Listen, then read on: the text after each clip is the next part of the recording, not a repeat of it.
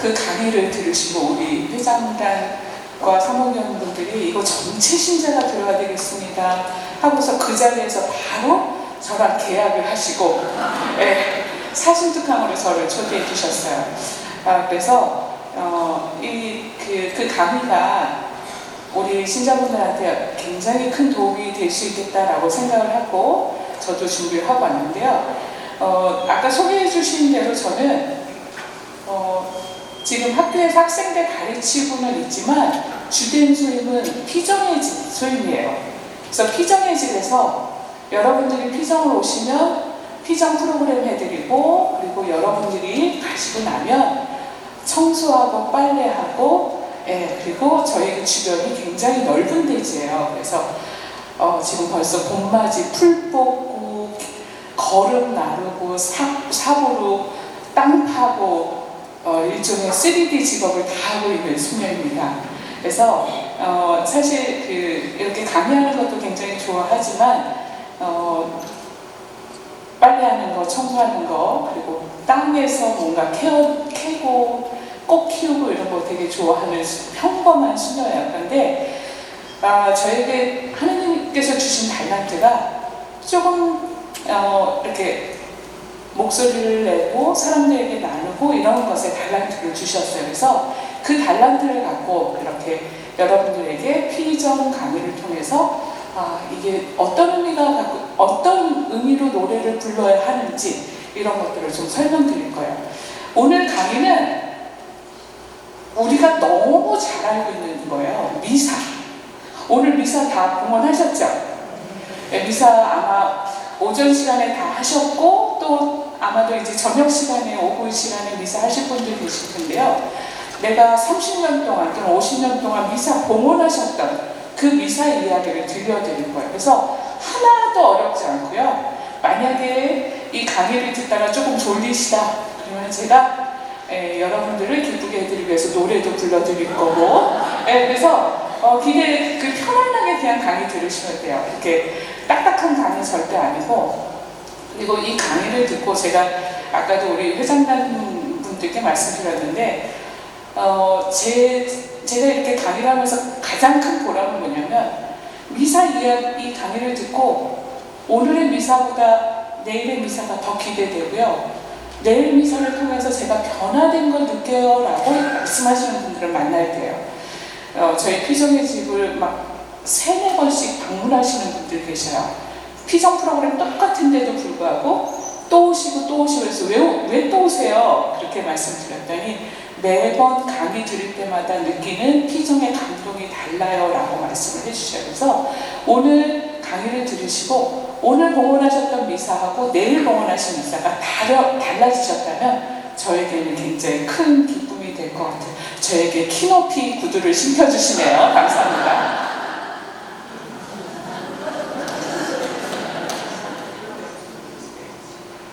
좀 나섰죠? 네, 이렇게 키높이가 이렇게 좋네요. 네, 저도 이런 거 갖고 다녀야 되겠어요. 이제 키가 작아서. 네, 그래서 오늘 미사의 이야기를 조금 들려드릴 예정이에요. 그런데 제가 미사에 대한 이야기를 들려드릴 건데 제목을 보시면 미사 안에서 만나는 참 행복이라는 제목으로 제가 자료를 준비했어요. 행복이라는 단어 다 좋아하시죠? 행복을 싫어하시는 분들 없을 거예요. 난 불행하게 살아도 괜찮아 하는 분들 계셔요? 다 행복하고 싶으시고, 그리고 어떤 면에서 우리가 종교 생활을 하는 것도 하나님 안에서 행복해지고 싶어서, 하나님 안에서 위안을 받고 싶어서, 그래서 성당을 찾고 교회를 찾고 또는 절에 가서 우리가 기도하고 이러시는 거잖아요. 그래서 우리의 궁극적인 어떤 삶의 근본적인 목적은 잘 사는 거, 행복하게 사는 거예요. 근데 그게 나만의 목적은 아니겠죠. 우리 하느님이 우리를 세상에 보내주셨을 때, 하느님이 나를 이 세상에, 우주에 보내주셨을 때 하느님의 원인은 무엇일까? 나를 통해서 하느님이 받고자 하는 건 무엇일까? 이렇게 생각해보면 우리 어머니, 아버님 마음을 한번 생각해 볼게요. 예를 들면 내가 자녀를 키우고 있는데 우리 애를 놀이터를 내보내서 좀 재밌게 놀다 오게 하고 싶다 하고 한 바람으로 놀이터를 내보냈어요. 근데 이 녀석이 놀이터를 딱 나갔는데 갑자기 모래사장에서 모래가 이상해요, 냄새나요 그러더니 띠틀이 있는 데 가서는 띠틀이 너무 무서워요. 친구들한테 가서는 친구가 너무 싫어요. 그래서 계속 울고만 있다. 그러면 부모님 마음이 어떠겠어요? 속상하시죠. 우리 아이가 적응을 못하는구나. 그리고 왜 이렇게 우리 아이가 재밌게 못 놀까 하고서 걱정되시잖아요. 무슨 문제가 있을까? 우리 하느님 아버지의 마음도 똑같으실 것 같아요. 세상에 내보내주셨는데 내가 지금 50을 살든 80을 살든 저 정말 행복하고 건강하게 재밌게 삽니다 이러면 굉장히 기쁘실 텐데 제 삶이 너무 불행해요 하시는 분들 계신다면 하느님 너무 슬퍼하실 것 같아요. 그래서 우리가 정말 행복하게 사는 모습, 내가 정말 기쁘게 살고 있는 모습을 하느님께 찬미를 올려드려야 되는데 일상이 그렇게 녹록지만은 않아요. 그죠? 우리 그래도 압구정동에 사시는 분들은 그래도 다 건강하시죠? 아픈데 너무 많아요. 네, 여기도 아프고 저기도 아프고 그리고 경제적으로도 나름 힘든 점이 있으신 분들도 계실 거예요. 경제적으로도 어렵고 건강으로도 어렵고 또 자녀들의 문제도 어렵고 그러면 그런 어려움을 한두 가지 꼽기 시작하면 어려움이 너무 많아요. 그런데 막상 또 내가 감사할 거를 꼽으라고 생각하면 가만히 생각하면 감사할 게 또 너무 많잖아요. 그래서 우리가 행복의 요소들을 일상 안에서 찾아가셔야 되는데 행복의 요소들을 어디서 찾을까? 행복의 요소들, 내가 건강한 거, 기쁜 거, 경제적으로 안정되는 거 여러 가지 요소들이 있겠지만 저는 여러분들을 행복으로 초대하는 요소 중에 첫 번째를 미사에 참여하는 걸로 드리고 싶어요. 미사 안에서 누구를 만나세요? 미사 안에서 신부님, 수녀님 만나시고 또 누구 만나세요? 네, 우리 교우들 만나고 제일 중요한 분 계시죠? 하나님을 만나셔요. 하나님을. 오늘 미사 안에서 하나님 만나셨어요? 네. 미사 안에서 하나님 만나셨다면 너무너무 잘 미사 공헌하신 거예요. 그런데 이렇게 대답하시는 분이 100명 중에 한 두세 분만 대답한다고 하면 조금 우리 문제 있겠죠. 그죠? 미사 안에서 하나님을 만나야 되는데 저보다 더 연배가 있으신 분들이 많으실 것 같은데 미사 50년을 봉헌하셨어요. 미사 60년 봉헌하셨어요. 미사 80년 봉헌하셨어요. 이런 분들에게 미사가 정말 은총의 체험이셨어요? 그 안에서 하느님 만나셨어요? 하고 여쭤보면 이렇게 대답을 썩 빨리 못하시는 분들이 계셔요. 왜 미사가 이렇게 지루하고 재미없고 하느님을 만나는데 이렇게 우리가 열정적이지 못할까? 그러면 미사의 탓이에요? 내 탓이에요? 미사의 탓이에요? 내 탓이에요? 나는 열심히 참석한 것밖에 없는데 왜 내 탓이야 또? 내 탓 아닌 것 같다는 저는 생각이 들었어요. 누구의 탓일까? 어떤 면에서는 교회의 탓일 수도 있어요. 교회가 미사가 갖고 있는 각 부분이 갖고 있는 은총이 있어요. 그거를 자세히 안 가르쳐줬어요. 그래서 어떤 면에서는 우리 신자분들이 모르기 때문에 그 체험을 못하셔. 그래서 저는 제가 공부를 하면서 이걸 조금 신자분들이 꼭 알으셨으면 좋겠다는 것들을 이렇게 강의를 하고 있습니다. 그래서 미사안에서 이걸 정말 잘 체험하셔야 돼요 라고 오늘 가르쳐 드릴 거예요. 근데 이제 저는 그 행복이라는 단어를 제가 첫 이 제목에 넣은 이유는 제 개인적으로 모니카 수녀 개인적으로 행복을 되게 좋아해요. 그리고 수녀원에 처음에 들어올 때 수녀원에 들어오고자 한 목적도 행복해지고 싶어서였어요. 행복해지고 싶어서. 제가 그 대학을 졸업하고 아까 제 프로필 간단하게 해주셨는데 성악가 4학년 하고 2월 24일날 졸업식을 하고 3월 19일날 수녀원을 입회를 했습니다. 수녀원을 딱 들어간다고 하니까 저희 아버님이 너무 화가 나셔갖고 제가 보통 성악가 학생들은 졸업연주도 하고 막 이러잖아요. 졸업연주 때 화가 나서 안 오셨어요. 그리고 졸업식 때도 안 오시고 뭐가 그렇게 급해서 수녀원을 바로 들어갔는지 저도 그때 저의 열정을 가끔 이렇게 생각을 해보는데 우선 목적은 행복해지고 싶어서였어요. 그렇다고 제가 뭐 유년 시절이 불행하거나 이거는 절대 아니고요. 어떻게 살면 행복할까라고 고민을 하던 시기였어요. 대학 4년 동안. 그런데 저희 형제가 3남 1녀입니다. 위로 오빠가 2분 계시고 밑으로 남동생이 하나가 있어요. 그런데 바로 위에 오빠가 저보다 먼저 살레시오 수도회를 들어갔어요. 네. 그 오빠가 굉장히 키도 크고 잘생기셨어요. 저는 좀 작지만 저희 오빠는 187에 날씬하고 아주 잘생기셨어요. 무슨 이렇게 연예인처럼 생기셨는데 저희 오빠가 그렇게 연예인처럼 잘난 척하고 막 이러던 오빠가 갑자기 수도원을 가겠대요. 그러니까 가족들이 의아해했어요. 저렇게 성격도 까칠하고 잘난 척하는데 수도원 가서 과연 살 수 있을까? 그랬는데 정말 그 오빠가 수도원을 먼저 갔어요.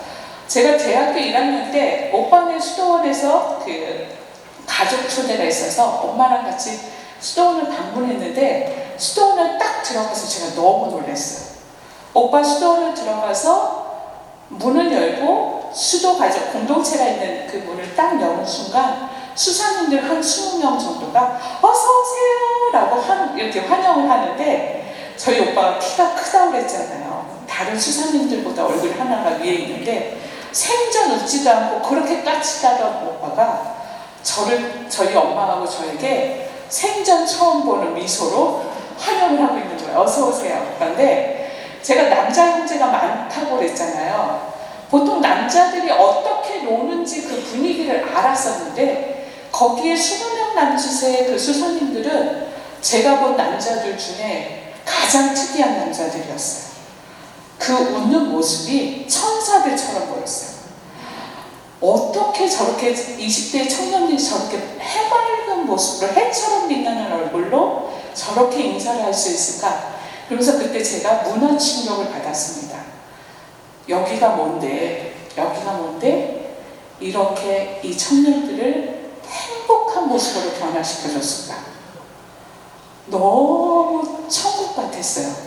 그래서 그때 충격을 먹고 거기가 뭐 하는 데인데 저렇게 저 사람들이 변했지? 라는 게 대학 4년 내내 제 머릿속에서 큰 이슈로 다가왔어요. 그런데 어느 날 제가 본당에서 저도 이제 어려서부터 피아노를 쳐서 본당에서 오랫동안 올겐 반주를 했습니다. 그때만 해도 이제 80년대니까 매일미사책 이런 거 없었을 때였어요.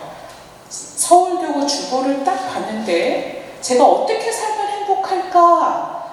우리 오빠가 왜 저렇게 행복해 보이지 마 이런 고민을 하고 있을 때 서울교구 주보 맨 앞장에 그날의 복음 말씀 영성채송 이렇게 간단하게 나오잖아요. 입당소. 그런데 영성채송 말씀이 눈에 확 들어왔어요. 무슨 말씀이었냐면 시편 73편 28절이었는데 하느님 곁에 있는 것이 내게는 행복 이 몸 듣고 주님뿐이다. 이 말씀이었어요. 하느님 곁에 있는 것이 내게는 행복. 어떻게 살면 행복할까 고민하고 있을 때 그 말씀이 저를 딱 끌어줬죠. 아, 하느님 곁으로 가면 행복할 수 있을 것 같다. 그러면서 제가 뒤도 안 돌아보고 이제 수녀원을 들어갔습니다. 그런데 수녀원 막상 들어가 보니까요, 수녀원의 생활을 대충 짐작하시잖아요. 아침에 새벽에 5시에 일어나서 기도하고 미사하고 기도하고 노동하고 청소하고 노동하고 뭐 이런 식이에요. 계속 그게 반복이에요. 그런데 그게 그렇게 행복했어요.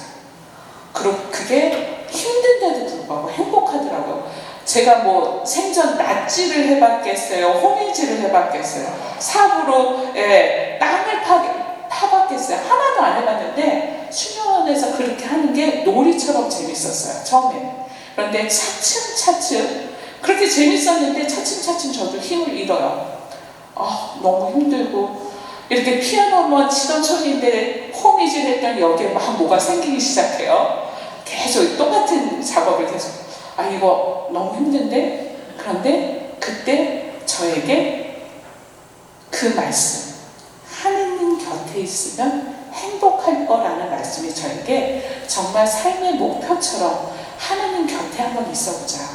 그러면서 미사 안에 일치하기를 시작했어요.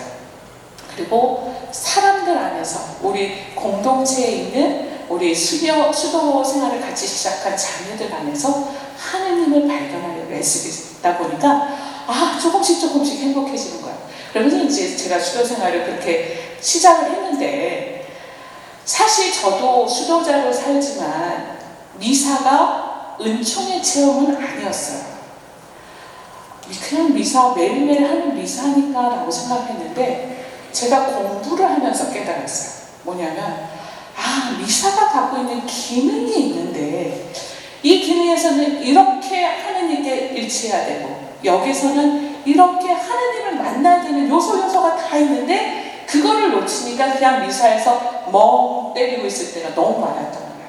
우리 신자분들도 미사 때 멍 때리시는 분들 많으시죠? 딴 생각하시고. 맞아요. 미사 때 무슨 생각을 해야 되는지 놓칠 때가 너무 많아요. 그래서 미사가 갖고 있는 각 기능들을 조금 자세히 설명해 드릴 거예요. 그리고 제가 어떻게 미사 안에서 하느님을 만나고 미사 안에서 여러분들이 어떻게 하느님을 만날지를 알려드리겠습니다. 그래서 미사 안에서 참 행복을 만나는 그 과정을 한번 같이 나눠보도록 할게요. 우리 잠깐만요. 제가 화면이 바뀌었죠? 네. 우리 이 그림은 무슨 성화일까요? 최후의 만찬. 우리 최후의 만찬 성화를 보면서 생각나는 성사, 무슨 성사가 생각나세요? 성체성사. 그렇죠. 우리 7가지 성사 중에서 가장 중요한 성사가 바로 성체성사입니다. 예수님께서 당신이 돌아가시기 전날 밤 제자들과 함께 나누었던 마지막 만찬, 최후의 만찬입니다. 우리 성체성사를 라틴어로 에우카리스티아라고 해요. 에우카리스티아라는 이 용어는 감사를 드리는 제사, 감사드리는 일이라는 히라버에서 비롯된 용어입니다. 감사드리는 행위예요. 우리가 예수님께서 당신을 제물로 직접 바치셔서 하나님께 드리는 감사 제사가 바로 에우카리스티아입니다. 하나님께 드리는 이 영적인 제사, 감사의 제사를 우리가 오늘 또 기억하고 봉헌하는 자리가 바로 미사예요. 미사는 그래서 예수 그리스도를 중심으로 해서 우리가 하느님을 만날 수 있는, 하느님과 함께 되는 가장 중요한 일치의 성사가 성체의 성사입니다. 예수님을 직접 내 안에 모시게 되죠. 그래서 내 안에 사시고 우리 이웃들 안에도 예수님이 사시는 성사가 바로 성체의 성사. 그리고 그 성체의 성사가 이루어지는 자리가 미사입니다. 우리 성체 성사는 교회 공적인 예배 중에 미사 중에 이루어지고요. 예수 그리스도와 우리를 하나로 일치시킨다라는 가장 중요한 성사이기 때문에 모든 성사의 중심이고 전례 중에 가장 으뜸전례라고 이야기를 해요. 그러면 우리가 여기서 용어 하나만 기억을 해볼게요. 예배라는 말이 있고 전례라는 말이 있어요. 예배는 가톨릭의 용어이면서 동시에 모든 그리스도교의 용어예요. 개신교에서 예배 드린다고 하잖아요. 그죠? 그래서 우리는 예배 그러면 이거 개신교 용어 아니에요? 아니에요. 이거는 교회 용어입니다. 그리스도를 믿는 모든 교회가 같이 쓰는 용어가 예배예요. 그러면 미사는 우리 성경에 나올까요? 미사라는 용어가? 미사 성경에 안 나와요. 예배는 나올까요? 예배는 나옵니다. 그래서 개신교 신자들이 간혹 가톨릭을 뭔가 교리적으로 공격할 때 예배는 그리스도교의 오래된 전통 예식인데 미사란 말은 성경에도 없어요. 이렇게 이야기해요. 그러면 우리 개신교 신자들이 간혹 그렇게 공격하면 괜히 주눅 들고 깨갱할 때 있잖아요. 깨갱하실 필요 없어요. 미사는 예수님께서 당신이 돌아가시기 전날 밤 이루어주신 마지막 성사, 마지막 만찬, 가장 중요한 만찬이 바로 미사입니다. 그러면 우리가 전례라는 말, 예배라는 말이 있는데 전례는 우리가 상식적으로 좀 기억을 할게요. 전례가 되려면 세 가지 요건이 필요해요. 첫 번째 요건, 하느님께 드리는 공적인 예배여야 합니다. 개별적으로 내가 어디 가서 기도하고 이러면 전례라고 하지 않아요. 공적으로 여러 신자들이 모여서 함께 뭔가 기도를 하고 이럴 때 공적인 예배가 될 때 전례가 되고요. 두 번째 요건이 또 있어요. 첫 번째만 있다고 되진 않습니다. 두 번째 요건은 뭐냐면 집전을 하는 집전자가 있어야 돼요. 예를 들면 부제, 사제, 주교 이렇게 집전자가 있어야 돼요. 교회에서 인준한 집전자가 이 예식을 집전해야지 전례가 돼요. 세 번째 요건은 뭐냐면 집전하는 분들이 예식서가 있어야 돼요. 교회가 인준한 예식서. 그러면 우리 예식서가 있고 없고 차이를 한번 예를 들면요. 우리 이제 조만간 부활 성야 미사를 할 거예요. 부활 성야 미사 때 우리 큰 부활초 들고 입당하실 때 있죠.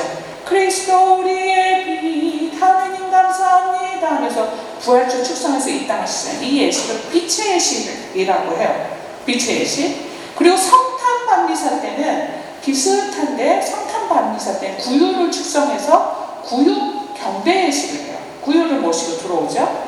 그러면 구유 경배 예식이 있고 부활 반미사 때 빛의 예식이 있다면 이게 둘 다 전례에 속할까 안 속할까 한번 생각해 볼게요. 빛의 예식이 전례에 속할 것 같다 생각하세요? 이 세 가지 요건 중에 빛의 예식 그러면 구유 경배 예식 속할 것일까요? 왜 갑자기 저수녀가 이런 질문을 할까? 그죠? 왜냐하면 빛의 예식은요 전례예요. 집전자가 있고 교회 공적인 예식이고 집전 예식서가 있어요. 그런데 구유경배 예식을 한번 볼게요. 구유경배 예식 집전자가 있죠. 공적이죠. 마지막에 구유경배 예식서가 있을까요?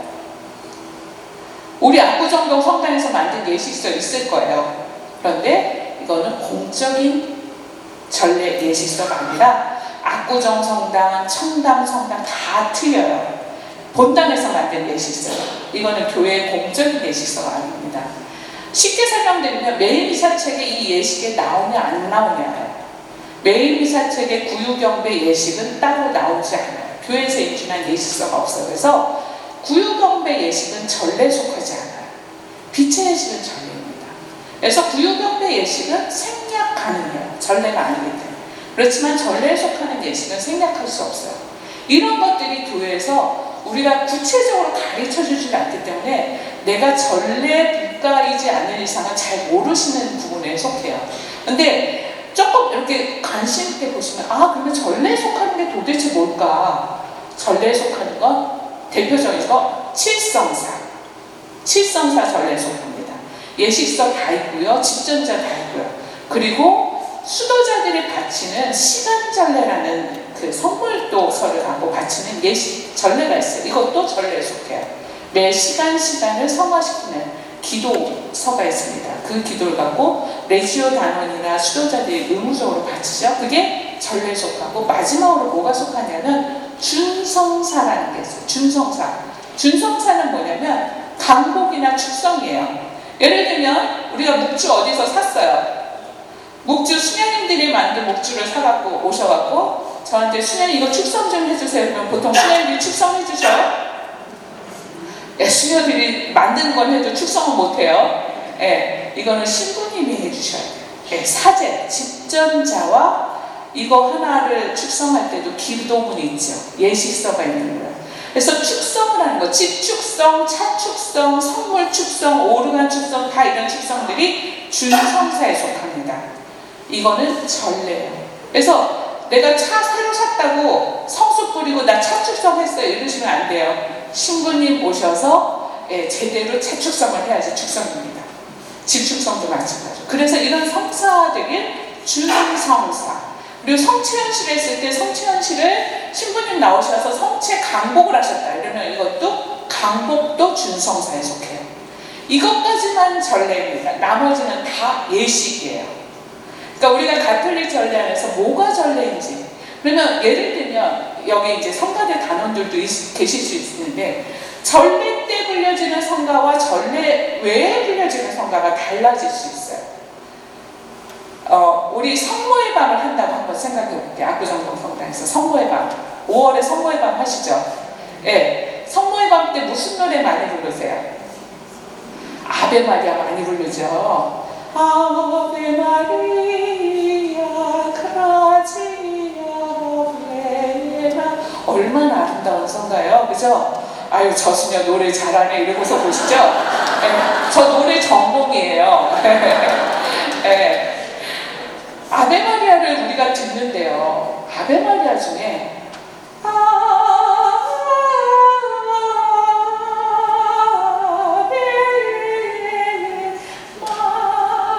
하면서 이렇게 불려지는 까치미 아베 마리아라는 게 있어요. 우리 선전에도 많이 나오고, 예.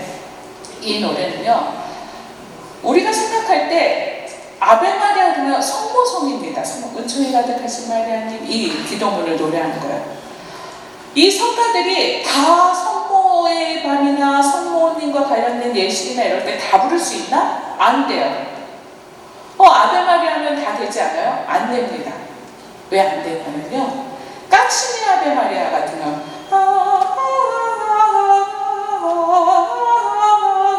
아베 마리아 하면서 마지막까지 계속 아베 마리아만 딱 끝나요. 은총이 가득하신 마리아요. 이것만 하고 끝나. 왜냐면 성모성은 은총이 가득하신 마리아님 기뻐하소서 주님께서 함께 계시니 이 기도문이 돼야 되잖아요. 기도문이 완전하지 않고 아베 마리아만 노래하다 끝나요. 이거는 기도문이 완벽하지 않죠. 한 부분만 노래하는 거예요. 그래서 까치미 아베 마리아는 미사, 성모님과 관련된 미사 때 불려지는 거는 안 돼요. 원칙상. 슈베르트 아베 마리아, 아베 마리아 그라지아 플레나 많이 부르시는 곡이에요. 근데 슈베르트 아베 마리아도 원칙상으로 안 돼요. 가사가 다 되는 것 같은데요, 가사가 뒷부분이 안 나와요. 천주의 성모 마리아님 이제와 저희 죽을 때 저희 죄인을 위하여 불러주소서, 이 부분이 안 나오고, 또 가장 큰 문제는 뭐냐면 이 슈베르트 아베 마리아는 원래 출신이 성가곡이 아니었어요. 원래 출신이 뭐였냐면 사랑의 세레나데, 창문을 열어다오 나의 사랑하는 님이여, 이런 노래예요.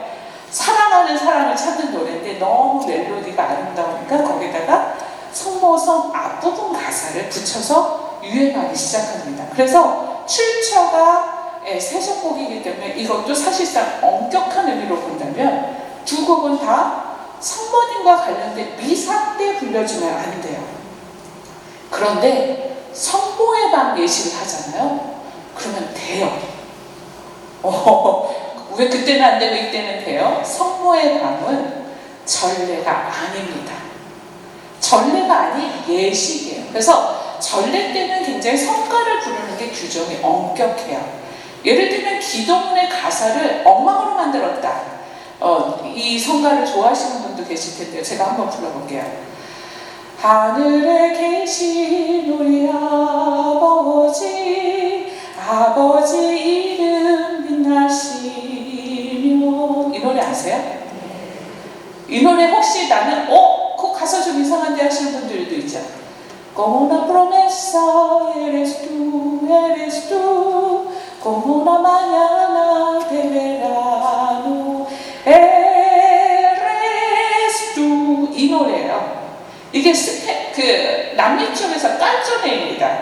이거를 우리말로 번안해서 거기다 주님의 기도를 붙였어요. 청년들이 되게 좋아해요. 청년들 미사 때 보면 이 노래 많이 불러요. 그런데 이거 미사 때 부르는 거 안 돼요. 왜 안 돼요? 너무 좋은데? 그죠? 네. 그렇다고 뭐 안 된다고 해서 감옥에 가거나 이건 절대 아니에요. 네. 전례상으로 좀 문제가 될 수 있을 뿐이지. 왜냐면 이거를 일단 출처가 깐좀이에요. 깐좀, 예를 들면 우리나라 유행가에다가 유행가 뭐 이런 노래 있잖아요. 여기다가 성가 기도문 붙인 거예요.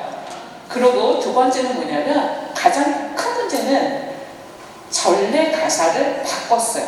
뒷부분에서 영광이며 사랑이신 우리 주님께 이러면서 가사를 바꿨어요. 이 가사가 우리 주님의 기도 때 안 들어가잖아요.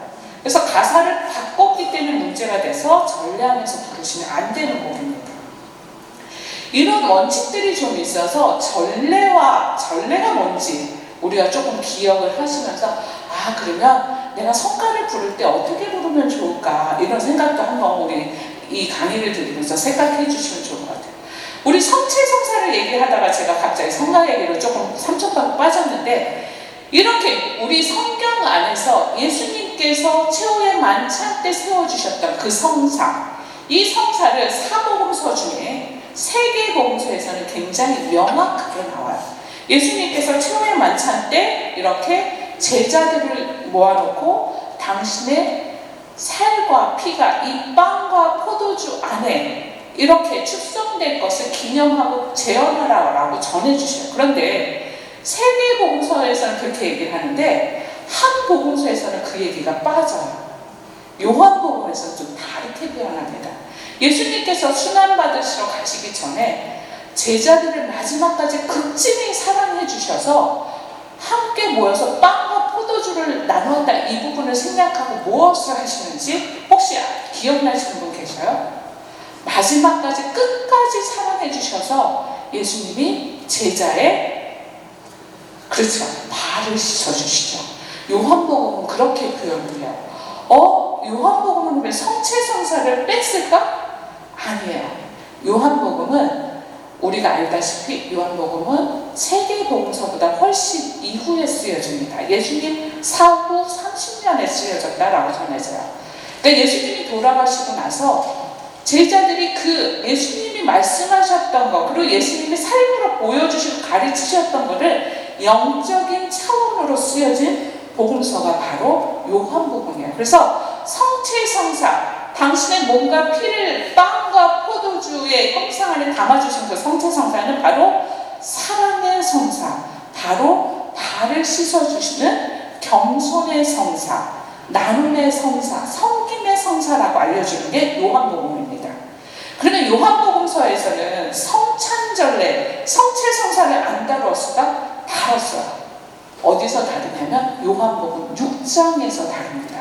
오히려 6장 전체에 걸쳐서 생명의 빵이라는 부분을 얼마나 강조하는지 몰라요. 요한복음의 중요한 한 부분을 함께 읽어보도록 할게요. 내가 진실로 시작. 내가 진실로 너희에게 말한다. 너희가 사람의 아들의 살을 먹지 않고 그의 피를 마시지 않으면 너희는 생명을 얻지 못한다. 그러나 내 살을 먹고 내 피를 마시는 사람은 영원한 생명을 얻고 나도 마지막 날에 그를 다시 살릴 것이다. 내 살은 참된 양식이고 내 피는 참된 음료다. 내 살을 먹고 내 피를 마시는 사람은 내 안에 머무르고 나도 그 사람 안에 머무른다. 요한복음 6장에서 생명의 양식이라는 부분을 얼마나 깊게 강조하시는지 몰라요. 내 살은 참된 양식이고 내 피는 참된 음료다. 내 살을 먹고 내 피를 마시는 사람은 내 안에 머무르고 나도 그 사람 안에 머무른다.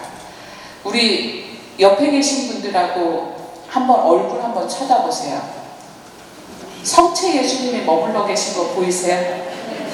네, 예수님이 보이셔야 돼요. 오늘 성체 다 영하셨잖아요. 예수님이 그분 안에 살고 계십니다. 내 안에 살고 계시고 내 이웃들 안에 예수님이 살고 있어요. 우리 모르는 분들한테는 예수님이 살고 있다라고 느낄 수 있는데 우리 집에 아는 분들 계시죠? 가족들 안에서 예수님을 발견하셔야 돼요. 우리 남편 얼굴 안에서, 우리 부인의 얼굴 안에서, 우리 자녀의 얼굴 안에서 예수님을 발견하셔요. 이게 성체성사가 갖고 있는 신비입니다. 그 사람 안에 살고 있어요. 그리고 그 그 사람을 사랑할 때 성체의 성사가 완성이 돼요. 우리 이제 그러면 이제 조금 더 깊게 미사가 어떤, 성경 안에 미사라는 말은 없는데 미사가 갖고 있는 구조가 어떤 구조를 갖고 있는지 한번 구조를 한번 볼게요. 이 그림은 또 무슨 성화인지 혹시 이 사건을 기억하시는 분 계실까요? 예, 누군가와 예수님이 걷고 있는 것 같아요. 엠마오로 가는 두 제자에게 나타나신 이야기예요. 루카복음 24장 이하의 이야기입니다. 엠마오로 가는 두 제자에게 나타나셨어요. 예수님이. 바로 그날 제자들 가운데 두 사람이 예루살렘에서 예수 스타디움 떨어진 엠마오라는 마을로 걸어가고 있었어요. 이렇게 이야기를 하면서 걸어가고 있는데 막 이야기가 심각해요. 무슨 이야기인지 막 토론하면서 걸어가는데 예수님이 뒤에서 이렇게 쫓아가시면서 같이 가시는데도 이 사람들이 처음에 못 알아봐요. 예수님인지. 이야기에 심취해 있기도 하고 지금 마음의 두려움이 가득 차서 그분을 알아보지 못합니다. 그런데 우리가 이 사건에서 한번 기억하고 싶은 게요. 바로 그날이라는 대목이 있죠. 아이고. 네, 이게 잘 안 되네요. 바로 그날. 네, 빨간 거 나오세요? 네. 바로 그날. 바로 그날 제자들 가운데 바로 그날 어떤 사건이 있던 그날일까요? 앞전에 무슨 사건이 있었을까요? 예수님 돌아가셨죠? 부활하셨어요? 잘 모르겠어요? 네. 루카복음 24장 13절 이하입니다. 이미 돌아가셨고 순환 받으시고 돌아가셨고 여자들 몇몇에게 나타나셨어요. 그런데 그런 일이 일어났는데 이 두 사람이 걸어가고 있어요. 어디론가. 엠마오라는. 예루살렘이 굉장히 높은 지역입니다. 예루살렘에서 엠마오로 이렇게 내려가고 있는 거예요. 이 사람들이 왜 엠마오로 내려갔을까? 이 사람들이 예수님의 부활의 그 사건을 믿고 있을까요? 믿고 있었다면 떠나지 않았겠죠. 안 믿었으니까 뭔가 두려움에 사로잡혀서 이제 우리 더 이상 예수님 안 계시니까 그냥 이제 우리 살 길 한번 찾아보자 해서 이제 고향으로 내려가는 거예요. 이런 사람들에게 예수님이 다가오십니다. 그리고 그들에게 걸어가면서 서로 무슨 말을 주고받습니까 하고 물어요. 그러니까 그들 중에 한 사람 심통한 표정을 한 채 대꾸를 하죠. 당신도 지금 예루살렘에서 우리처럼 이렇게 내려오면서 당신 혼자만 그 예루살렘에서 있었다는 일 혼자만 모르시는 거예요? 뭐 이러면서 묻는 거죠. 그러니까 무슨 일입니까? 하고 묻죠. 그러자 그들 가운데 한 사람이 대답합니다. 나자렛 사람 예수에 관한 일입니다. 예수님에 관한 일이에요. 이 두 제자가 앞전에 보면요. 이름이 나와요. 클레오파스라는 이 한 사람이 나와요. 클레오파스가 12제자에 속할까요? 안 속하죠. 그러면 이 두 사람은 12제자에 속한 제자는 아니라고 생각을 하고 우리가 한번 전제를 하고 이야기를 들어볼게요. 그들 중에 한 사람이 나자렛 사람 예수님에 관한 일입니다를 쭉 이야기를 해요. 그러면서 뭐라고 그러냐면 그분께서 살아계시다고 여자들에게 나타나서 천사들이 알려주더랍니다. 이래요. 여자들이 천사들의 발현을 보고 막 두려움에 떨면서도 12제자에게 다가와서 얘기했어요. 우리가 길에 무덤에 갔는데 무덤에 예수님 안 계시고요. 천사들만 봤는데 천사들이 예수님 살아계시대요. 막 이렇게 해서 얘기를 했겠죠. 그런데 이 사람들은 믿지 않고 있어요. 그들이 여자들이 말한 그대로 우리 동료 몇 사람들이 가서 봤는데 정말 그렇게 시신은 없는데 무덤 그 자리에 예수님이 누우셨던 자리에 하얀 수건과 이런 것들이 놓여져 있습니다 하고 이야기를 해요. 그러자 그들 중에 그들의 이야기를 듣고 예수님이 왜 이렇게 어리석습니까 하고 이야기를 전개하시죠. 모세로부터 많은 예언자들이 이야기했던 것에 그것을 이해하고 받아들이는데 여러분들은 왜 이렇게 아둔합니까? 그러면서 예수님이 직접 설명을 다 해주셔요. 우리 앞전에 이들이 이야기를 하면서 그 침통한 표정을 한 채 마음으로 불편함을 갖고 예수님을 만났지만 예수님을 알아보지 못하는 그 순간이 있어요. 앞전에 이 순간이 우리 미사에서 보면 참회 예식에 해당합니다. 시작 예식 부분이에요. 예수님을 만나러 왔지만 아직도 예수님을 잘 이해하지 못하고 예수님의 사랑을 깨닫지 못하고 있어요. 그래서 정말 불편한 마음으로 성당에 오신 여러분들이라고 생각하시면 돼요.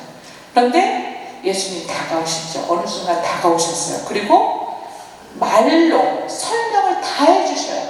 이 전례가 우리 미사 안에서 무슨 전례인가요? 말씀을 통해서 다 알려주는 전례? 말씀 전례. 이렇게 대답 나와야 돼요. 졸리세요? 아니죠? 말씀 전례입니다. 말씀을 통해서 다 알려주셔요. 그래서 그들이 말씀을 듣고 변화되기 시작합니다. 아, 맞아. 그래, 그거지 하면서 변화돼요.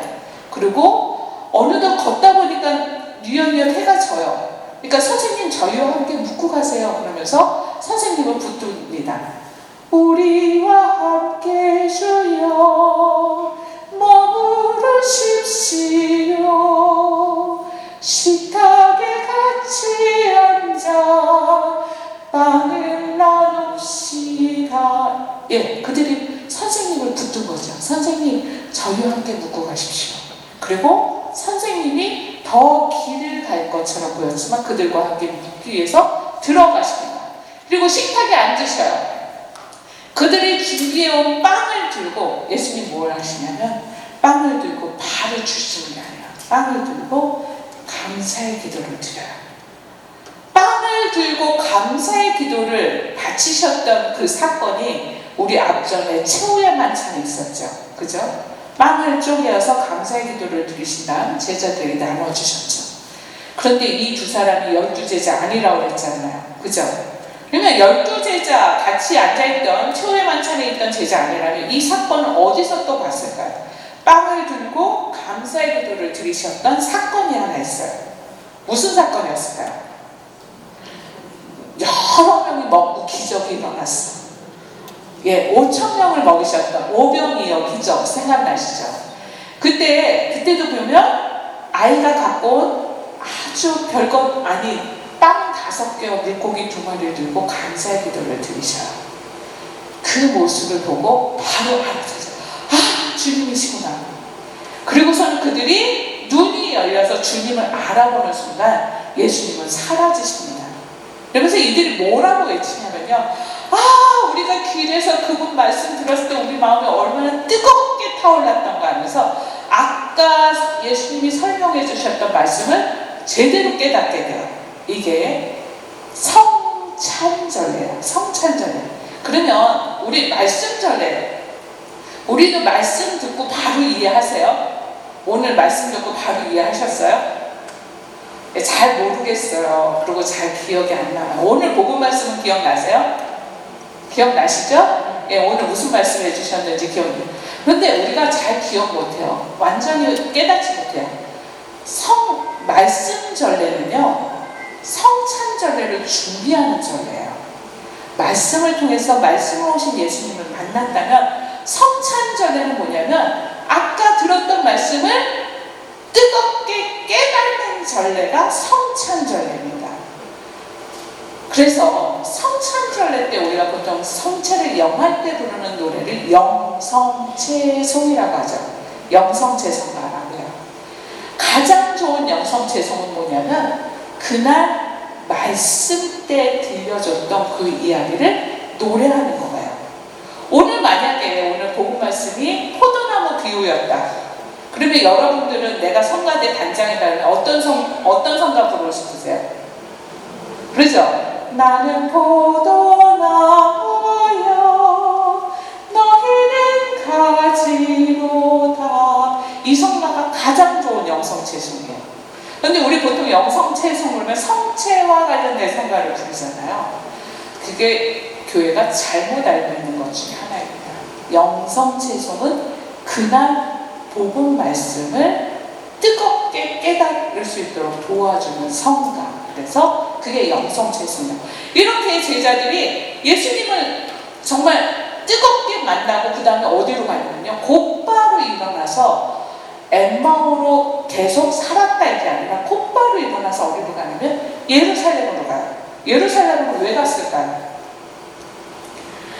제자들에게 12제자 문 꼭 닫고 있는 11제자에게 11제자에게 가서 우리가 길에서 주님 만났어요 하면서 부활하신 예수님을 만났다고 증언하죠. 이게 바로 우리 파견 미사입니다. 그래서 엠마오로 가는 두 제자의 이야기, 이 성화에서 보여지는 이 제자의 이야기는 우리가 봉헌하는 미사의 구조를 다 설명해 주고 있는 거예요. 미사라는 용어가 나오지 않지만 미사의 구조가 시장예식, 참회식부터 말씀전례, 성찬전례, 파견까지 다 나오는 성서의 사건이 바로 엠마오로 가던 제자의 이야기. 그러면 우리가 알고 있는 미사라는 용어는 도대체 어디서 나올까? 미사는 우리가 미사 다 끝나잖아요. 그러면 신부님이 가서 복음을 전하십시오 이러고 보내죠. 그때 가세요 이 말이에요. 미사, 이 용어는 라틴어로 미테레라는 동사에서 와요. 미사, 파견입니다. 파견. 그래서 우리가 별로 입에 오르내리고 싶진 않지만 김정은이 자꾸 동해 바다를 이렇게 싸서 보내는 거 있죠. 못 싸서 보내. 오물풍선 말고 미사일. 단어가 비슷하죠. 왜냐하면 미테레라는 동사에서 나온 파생어기 때문에 미사, 미션, 미사일 다 보내는 거예요. 그래서 미사는 보내어지는 겁니다. 여러분들이 세상에 보내어져서 거기서 구원을 증거하라고 파견받는 게 미사예요. 그러면 이제 우리가 전체적인 구조를 봤어요. 그러면 부분적인 구조. 교회가 잘 안 가르쳐줬지만 우리가 기억해야 될 부분적인 구조. 여기까지는 하나도 안 어렵죠? 저수면 괜찮네 이러면서 이제 듣고 계신 거예요. 이제 입당성을 볼게요. 입당성가. 입당성인데요. 이 입당성은 인트로이투스, 라틴어로 엔트라를 어디 들어가다입니다. 어디 들어갈 때 불려지는 노래. 그래서 우리 전례 안에서 가장 역사가 오래된 성가가 입당성이에요. 왜냐하면 이거는 가톨릭 전례 이전에 이미 왕정 시대 때 세속에서 왕이 백성들 사이에 올 때 불렸던 환호의 노래가 인트로이투스예요. 거기서 가톨릭 전례도 들어옵니다. 그래서 우리 다음 주 이제 순환 상지주일 되면 호산나 다윗의 자손 주님의 이름으로 오시는 분 찬미 받으소서 이 노래 부르실 거예요. 그죠? 성가대가 부를 겁니다. 악보 정도 안 부르나요? 부르죠? 그레고리오 성가로 굉장히 오래된 성가입니다. 주님이 예루살렘으로 오셨어요. 환호하면서 막 부르던 노래가 호산나 이 노래입니다. 그래서 이렇게 환호하면서 부르는 성가가 입당송이에요. 근데 이 입당송의 기능은 어디에 있냐? 임금님을 환호하는 데 있어요. 임금님의 행렬이 입당하는 동안 불리해주던 노래이기 때문에 가톨릭 전례 안에서도 옛날부터 어떤 기능을 갖고 있었냐면 신부님이 입당하실 때 불려졌던 노래. 그러니까 신부님이 입당하셔서 제대 쓰시면 성가를 그만했어요. 그래서 입당성은 그렇게 길지가 않습니다. 그래서 신부님들 중에 신학교 졸업하신 지 오래되신 신부님들은 옛날에 전례를 배우셨을 때 내가 제대에 입당하는 성가를 그만했던 그런 과거 그게 있어서 신부님들 중에 압구정동에는 그런 신부님들 안 오셨겠지만 내가 입당했으니까 성가 그만! 이러시는 분 계셔요. 압구정동에 안 오셨지 아직?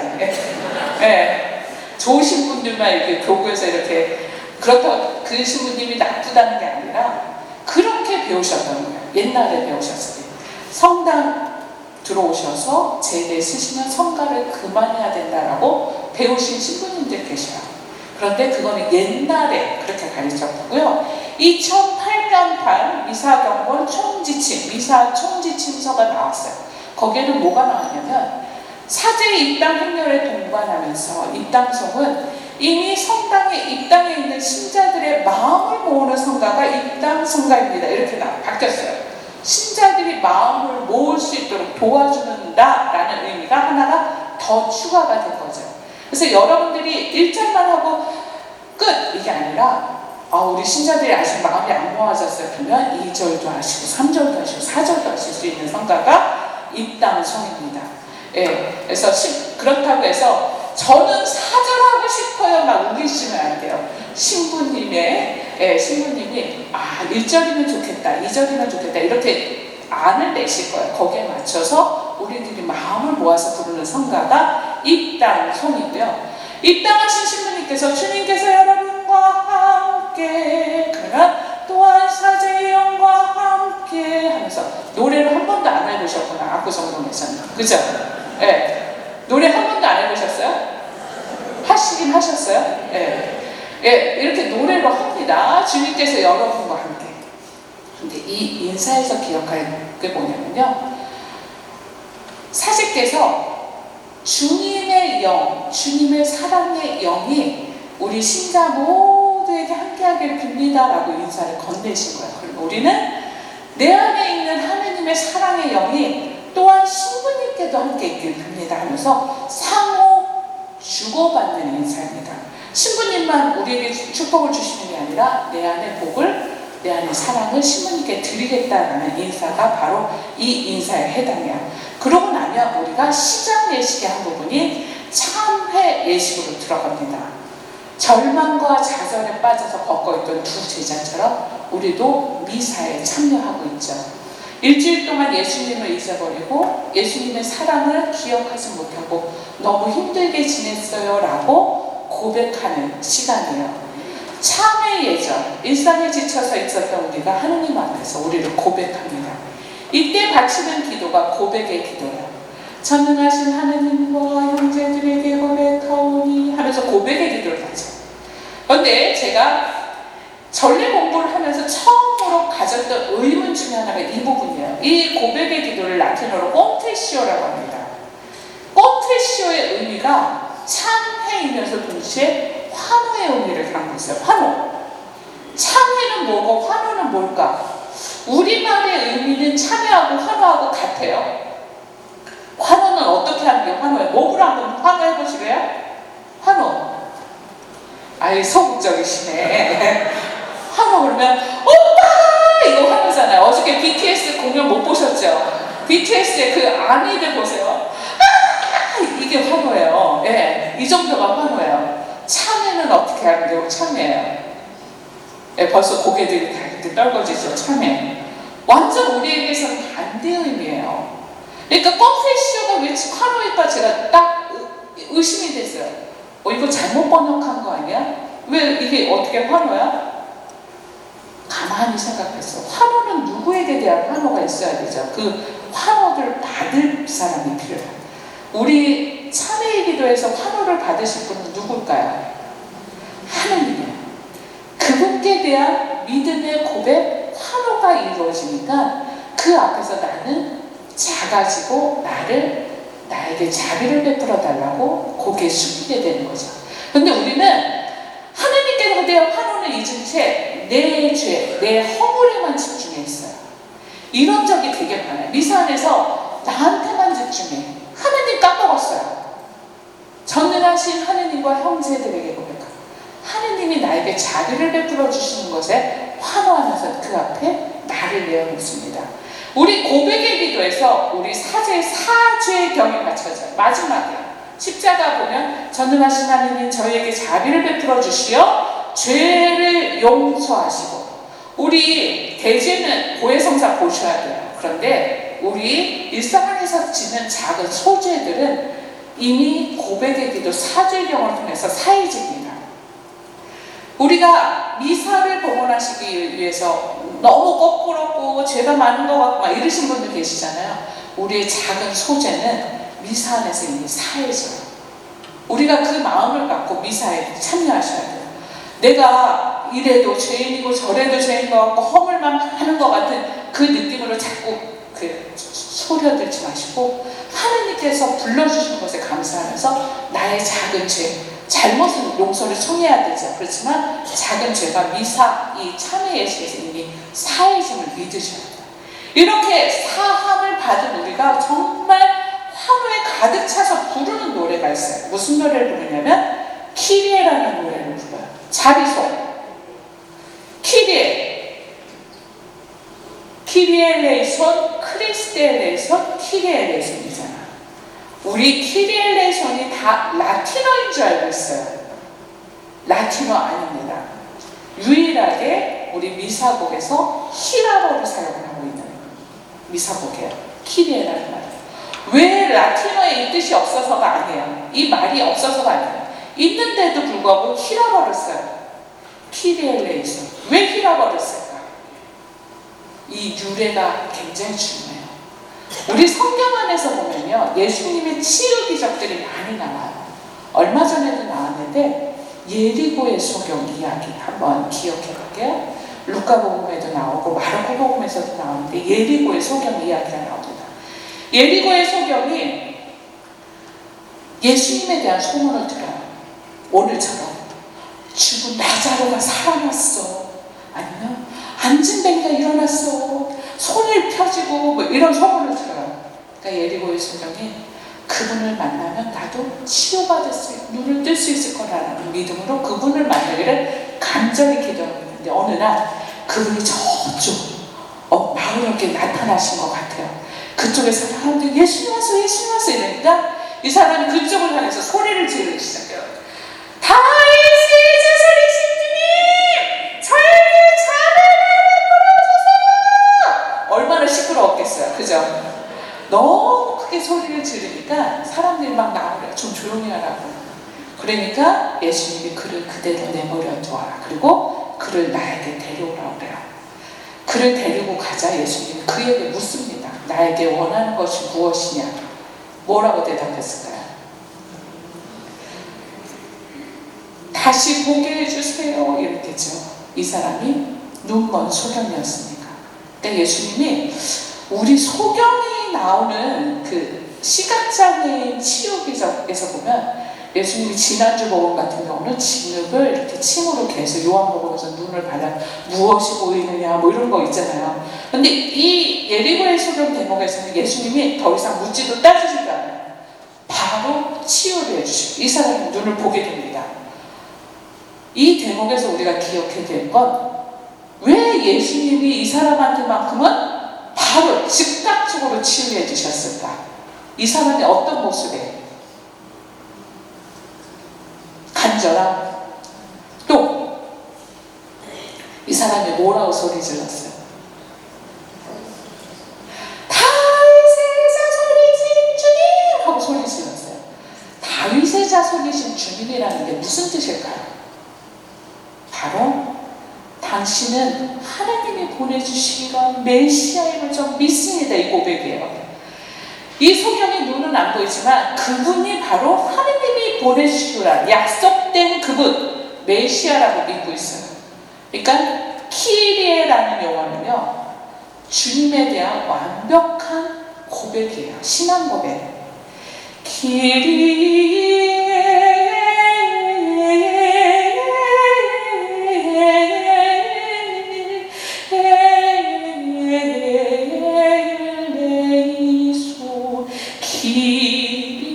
이 키리에라는 용어는 단순한 신앙 고백이 아니라 엄청난 신앙 고백이에요. 그래서 실제로 서양 언어권에서 이 히라버를 아는 서양 언어권에서 베토벤, 모차르트 이런 작곡자들은요 키리에를 어떻게 작곡하냐면 키리에 빠바방방방 키리에 키리에 키리에 뭐 이러고서 써요. 그런데 우리 키리에 한번 볼게요. 주님 자비를 베푸소서. 느낌이 어때요? 갑자기 불쌍해지고 갑자기 슬퍼졌죠? 우리의 정서에서는 한이 들어가 있어요. 왜 우리는 주님 자비를 베풀어 주셔서가 한이 가득 찬 노래로 바뀌었을까? 자비송은 엄청난 환호의 노래예요. 그러니까 제가 아까 설명했죠. 이거 교회에 타신 것 같다고 우리 미사를 잘 왜냐하면 교회가 그렇게 알고 있어요. 많은 사람이 자비성은 불쌍한 성가. 왜 이럴까? 제가 연구를 해봤어요. 우리나라 최초의 성가집이 조선어 성가집이라는 게 있습니다. 1800년대 쓰여진 조선어 성가집을 찾아보니까 키리엘레이션을 어떻게 번역했냐 보니까요. 주여 나를 긍휼히 여겨주셔서 이렇게 번역했어요. 그 옛날에도 긍휼한 거는 어떤 뜻일 것 같아요? 아주 불쌍한 게 긍휼한 거예요. 그러다 보니까 어느덧 주님이라는 용어, 키레라는 용어는 잊어버리고 우리가 불쌍한 거에 초점하죠. 우리 아까 참회의식에서 고백의 기도에서도 나 불쌍한 거에 자꾸 초점 맞춘다고 했죠. 하느님의 자비는 잊어버리고 우리가 계속 내가 불쌍한 거, 내가 나약한 거, 내가 죄 많은 거 자꾸 이거에만 집중하셔요. 아니에요. 하느님 그분이 바로 오늘 미사에서 나를 치유시켜 주시고 나를 변화시켜 주실 거라는 거 믿고 고백하는 노래가 바로 자비송입니다. 주님 자비를 베푸소서 그리스도님 이렇게 하셔야 돼요. 말로 한다. 주님 자비를 베풀어주소서. 내가 이미 마음 안에서 내 영적인 어두움, 육적인 어두움을 치유시켜 주실 거라는 믿음을 갖고 하는 노래가 바로 자비송이에요. 우리 성가 중에 61번 성가 있죠. 주 예수 그리스도와 바꿀 수는 없네 세상 어떤 것과도. 제가 이렇게 성가 부르고 50억하고 예수님하고 뭐 바꾸실래요? 그랬는데 어떤 분이 바꿀래요 이러시죠. 네. 로또 맞았다고 생각하면 50억하고 예수님하고 바꾸실 분 안 계시죠? 순교자들의 믿음이 그 믿음이에요. 내 자식이 죽어가는 걸 보면서도 배교를 안 하셨잖아요. 네. 우리의 신앙은 그 신앙입니다. 주님과 아무것도 바꿀 수 없어요. 나의 행복의 근원이신 예수님과 아무것도 바꿀 수 없어요 라고 고백하는 게 바로 자비송이에요. 그 다음에 자비송 다음에 무슨 노래를 부르냐면요, 대형방송을 불러요. 대형방송은 사순시기하고 대립시기 안 부르잖아요. 사순시기는 예수님의 순환과 죽음을 묵상하기 때문에 예수 그리스도의 영광을 노래하는 게 어색해서 안 부릅니다. 그러면 대립시간은 왜 안 부를까요? 대립시기 예수님 아직 안 오셔서?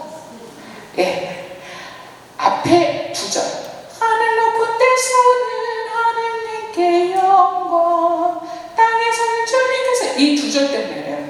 이 2절이 어떤 사건에서 불려졌던 노래요? 예수님이 탄생하셨을 때 천사들이 목동들에게 예수님의 탄생 소식을 알려주던 대목입니다. 그러니까 이 탄생을 알려주는 성탄인데 대립시기는 예수님 아직 안 탄생하셨잖아요. 예수님의 탄생을 기다리는 시기에 부적절해서 적절하지 않아서 대립시기 때는 대형방송을 노래하지 않아요. 그럼에도 불구하고 사순시기 대립시기여도 대축일이 오면 그 기쁨을 노래로 합니다. 성부, 성자, 성령께 대한 영광을 노래한다. 우리 영광이 성부와 성자와 성령께 이게 성부 삼일체 하느님 영광 노래하잖아요. 이것보다 더 길어졌다 그래서 대영광송입니다. 대영광송. 이 대영광송이 노래되고 나면 시작례식의 마지막 부분이 신부님의 기도가 들어가요. 봉기도라는 기도인데 봉기도 옆에 꼴렉다라고 써져 있죠. 예, 제가 중간중간 라틴어를 쓴 이유는요, 라틴어가 갖고 있는 뜻이 있어요. 근데 우리말이 이 라틴어를 보통 우리 가톨릭의 이 전례가 전해져 온 역사를 보면 우리가 처음부터 우리말로 바꾼 게 아니라 중국에서 번역된 거를 우리가 배워온 거잖아요. 그러다 보니까 본 뜻이 조금씩 완벽하게 이해를 하지 못하고 번역된 경우가 있어요. 봉기도가 대표적인 경우예요. 꼴렉다라는 말은 라틴어의 꼴레지레라는 동사가 모으다입니다. 우리 일상안에서 보면 영어의 컬렉션, 컬렉터, 수집가 뭐 이런 것들 있잖아요. 꼴렉다는 모으는 거예요. 무엇을 모으냐면 여러분들이 갖고 온 오늘 기도회 미사의 지향을 모으는 시간이에요. 그러면 신부님들은 사제 교육에서 어떻게 배우냐면요. 사제는 잠시 침묵 중에 손을 모으고 신자들의 지향, 기도를 모은다 이렇게 되어 있어요. 신부님 교육서에는. 그러면 기도합시다. 침묵 중에 기도를 모아야지. 그런 다음에 전능하신 하느님 하면서 오늘 교회가 바치는 공적인 기도 지향이 있어요. 그거와 여러분들이 갖고 온 지향을 함께 모으는 시간이에요. 그러면 우리 압구정동 신자분들이 나는 연미사도 봉헌하고 감사미사 예물도 봉헌하고 생미사도 봉헌하실 수 있어요. 그렇게 의미를 담아서 봉헌하실 수도 있는데 내가 미사 때 그거 말고도 나 사실 오늘 너무너무 기도하고 싶은 사람이 있어요. 어저께 뉴스 보니까 화재로 돌아가신 불쌍한 영혼들 너무 많아요. 그러면 그분들에 대한 기도 지향이 있죠. 그러면 그 기도 지향을 다 갖고 오셔서 함께 신부님의 손에 올려놓으셔서 봉헌하는 시간이 바로 꼴렉다 시간입니다. 여러분들의 지향을 바쳐야 되는 시간이에요. 그런데 우리가 지향 갖고 미사 때 오세요? 미사 때 나는 지향 적어도 10개 이상은 갖고 오신다는 분 계셔요? 왜 아무도 안 계셔? 갖고 오셔야지. 예, 나는 한 100개 갖고 오시는 분도 계실 수 있어요. 하느님이 100개 지향 갖고 왔다가 야 너무 많아 좀 잘라 이러시겠어요? 지향을 갖고 오는 거예요. 지향을 갖고 오셔서 오늘 미사 때 바치셔야 됩니다. 우리 신부님이 틈을 안 줘요. 기도합시다. 전능하신 틈 안 주고 바로 들어와요. 그러면 여러분은 신부님보다 더 빠른 LTE급으로 지향을 바치셔야 돼요. 화사의 지향 있죠. 화사의 지향. 지향을 바치시는 시간이 이 시간입니다. 우리가 지향을 바치라고 하니까요. 많은 분들이 굉장히 부담스러워하시죠. 부담을 느끼지 마세요. 그냥 내가 일상 안에서 초대하고 싶은 사람들, 기억하고 싶은 기도들, 그거를 미사 올 때 오늘 나는 무슨 기도를 하면 좋을까? 누구를 초대할까? 부를까? 하고 오시는 거예요. 우리 성경 안에서 가끔 복음서에서 이 대목 만나죠. 주인이 잔치를 벌였는데 잔치에 막 사람들을 초대했어요. 근데 처음에 초대했던 사람들 중에 많이 거부하잖아. 이래서 못 가고 저래서. 그러니까 주인이 조금 화가 나서 하인한테 시켜요. 거리에 나가서 아무나 불러 모아라. 그래서 정말 아무나 불러왔어. 잔치 시작해서 주인이 딱 들어가 보니까 너무 아무나 왔네. 예복을 안 입고 온 사람들이 있네. 그래서 예복을 안 입고 온 사람들을 바깥 어두운 곳으로 쫓아요. 그 복음 구절이 마음에 드세요? 마음에 왜 안 들어요? 초대해놓고 또 불러놓고 또 쫓아내는 건 뭐야? 그죠? 감동스럽죠? 저도 마음에 안 들었어요. 그래서 어느 날 그 복음을 묵상해서 들었어요. 그 복음을 묵상하는 날이었는데 딱 묵상하는데 우리 주인이 왜 예복에 이렇게 예민하실까? 그런데 갑자기 제 모습이 딱 묵상 안에서 보이면서 미사 때 아무 지향 없이 멍 때리고 있는 제 모습이 나왔어요. 우리 지향 없이 미사에 오시는 때 너무 많죠. 지향을 갖고 오세요. 제가 지향 얘기 또 이따가 한번 할 거예요. 지향에 세상의 모든 기도, 그리고 내 벗들, 살아있는 벗들, 그리고 세상을 떠난 벗들까지 이 시간에 초대하시는 시간이 바로 봄기도, 꼴렉다 시간입니다. 그러면 이제 말씀 전례로 들어가요. 힘들지 않으시죠? 아직 제가 긴 노래를 하지 않아도 될 만큼 또롱또롱한 얼굴로 계세요. 제가 막 졸고 이러면 막 노래 막 하거든요. 근데 한 분도 안 졸으셔서 그냥 노래 살짝만 하면서 넘어갈게요. 말씀 전례는 예수님이 성경 전체에 걸쳐서 당신의 생애를 설명해 주시는 시간이에요. 그래서 말씀 전례를 통해서 제자들이 변화되기 시작했잖아요. 우리 말씀 전례에서 가장 중요한 말씀은 바로 복음입니다. 복음을 중심으로 해서 이렇게 배치가 되는데 일반적으로 복음하고 가장 비슷한 내용으로 가는 건 일독서예요. 그리고 이독서는 조금 다를 수 있지만 이독서가 중간에 삽입이 됩니다. 그래서 일독서는 무조건 구약이다 그건 아니에요. 신약이 올 때도 있어요. 또는 구약 신약이 올 때도 있고 구약이 올 때도 있어요. 그래서 복음을 중심으로 일독서가 배치가 되는데 복음은 복음과 일독서를 함께 묵상하시면 가장 좋은 묵상이 돼요. 그래서 그날의 예수님 말씀을 구약에서 어떻게 예언했는지가 나옵니다. 네, 재채기가 나오면서. 네, 그 다음에 일독서 사이에, 일독서, 이독서 사이에 부르는 성가가 있죠. 화답송이라고 지금 부르는데요. 화답송을 혹시 옛날에 뭐라고 부르셨는지 기억나세요? 그렇죠. 성당 가방끈이 기르신 자매님들이 계셔요. 예. 한 40년 전에는 칭계송 그랬습니다. 저희 어렸을 때는. 칭계송. 왜 칭계송이었을까? 칭계가 뭐예요? 계단이에요. 예. 계단에 올라가서 불렀다 그래서 칭계송이에요. 여기 올라와서 불렀어요. 그게 아니라, 과거에는요, 이 제단에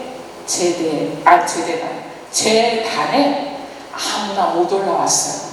독서직, 시정직을 받은 사람과 복사들만 제단에 올라왔습니다. 그러면 화답송 노래, 그 시편성가는 노래가 되게 어려웠어요. 여성은 못 올라왔어요. 이 어려운 노래를 부를 수 있는 가수를 어떻게 할까? 중간쯤 계단을 만들어놔요.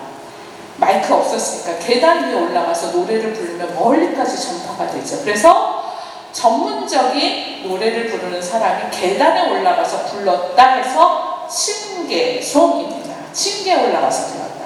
또는 더 오래된 유래를 보면 예루살렘 성전에 올라가면서 이스라엘 백성들이 올라가면서 계단 올라가면서 불렀다. 그래서 그 시편성가를 모아놓은 책들도 칭계송집이라고 해요. 다 계단하고 연결되어 있어요. 그렇지만 지금은 계단에 올라가서 부르고 이런 기능이 아니기 때문에 일독서에 대한 화답송으로 노래를 부르고요. 그 다음에 복음 앞에 보면 복음한호성 할렐루야 이 노래가 있어요. 우리가 사순식이긴 하지만 할렐루야 한번 배워볼게요. 할렐루야 이 노래 다 아시죠? 근데 할렐루야 할렐루야